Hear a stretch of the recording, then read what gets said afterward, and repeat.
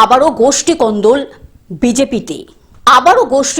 বিজেপিতে। বিধানসভা ভোটের দিনক্ষণ ঘোষণার আগেই মালদায় দেওয়াল লিখন শুরু। নিজেকে নির্দল প্রার্থী হিসাবে ঘোষণা করে দেওয়াল লিখন বহিষ্কৃত বিজেপি নেতা নিতাই মণ্ডলের।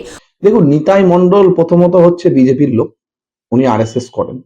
2021 সালে ওনার সাথে বিজেপির যিনি প্রার্থী ছিলেন বর্তমান বিধায়ক মালদার, তার সঙ্গে ওনারা কি সমস্যা ছিল আমরা জানি না। এটা বিজেপির অভ্যন্তরীণ বিষয়, বিজেপির গোষ্ঠী দ্বন্দ্ব সামনে এসছে বলে আমরা জানি। আর গত বছর একটা সিম্প্যাথির উপরে দাঁড়িয়ে গোপালবাবু বিধায়ক হয়েছিলেন।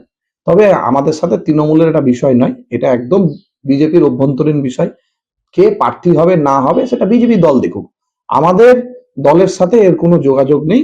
একটা কথা বলতে পারি, ওল্ড মালদায় বর্তমান যিনি বিজেপির বিধায়ক আছেন উনি প্রাক্তন হচ্ছেন খুব তাড়াতাড়ি। পুরাতন মালদার একাধিক এলাকায় ইতিমধ্যেই দেখা মিলেছে দেয়াল লিখন। ঘটনায় সরগরম পুরাতন মালদার রাজনীতি। ঘটনার নেপথ্যে বিজেপির অন্তদ্বন্দ্ব, দাবি তৃণমূলের। ঘটনা আমল দিতে নারাজ বিজেপি নেতৃত্ব। তিনি দেওয়াল লিখন করছেন যে বিধানসভা ভোটে প্রার্থী হিসেবে, কি বলবেন? যে কোনো ব্যক্তি বিধানসভা ভোটে প্রার্থী হতেই পারে, সবার সাংবিধানিক অধিকার আছে। সেই হিসেবে সে দেওয়াল লিখন করছে। দেখলাম দেওয়ালে লেখা আছে, ওয়াল রাইটিং আছে, প্রার্থী। ভাবছি যে প্রার্থী উনি হবেন। এখানে কোনো এফেক্ট কোনো কিছু নাই। মালদা বিধানসভা বিজেপির, এটা গেরুয়া মাটি।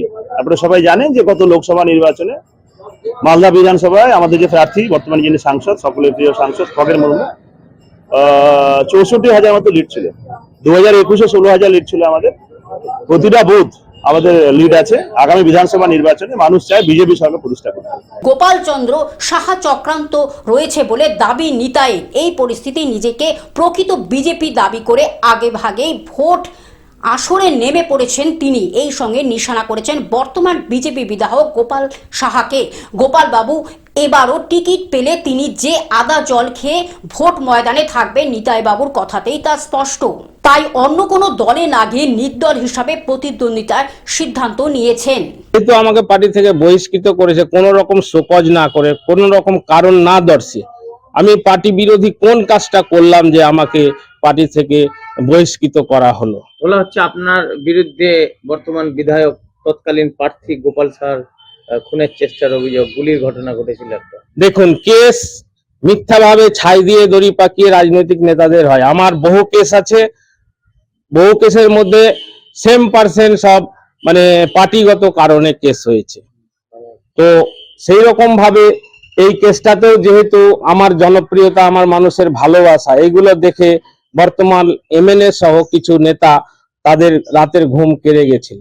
কারণ নিতাই যেভাবে কাজ করছে এবং মানুষের ভালোবাসা পাচ্ছে, তাতে আগামী দিনে ওদের চেয়ার হারিয়ে যাবে। এই ভয়ে গোপাল সাহা সহ আরো কিছু নেতা জড়িত হয়ে চক্রান্ত করে আমাকে মনলি পার্টি থেকে বহিষ্কার করা হয়েছে। যেহেতু আমাকে পার্টি থেকে বহিষ্কার করেছে, সেহেতু আমি যেহেতু বিজেপির আদর্শে আদর্শিত, আমি অন্য দলে যাইনি বা যাবও না।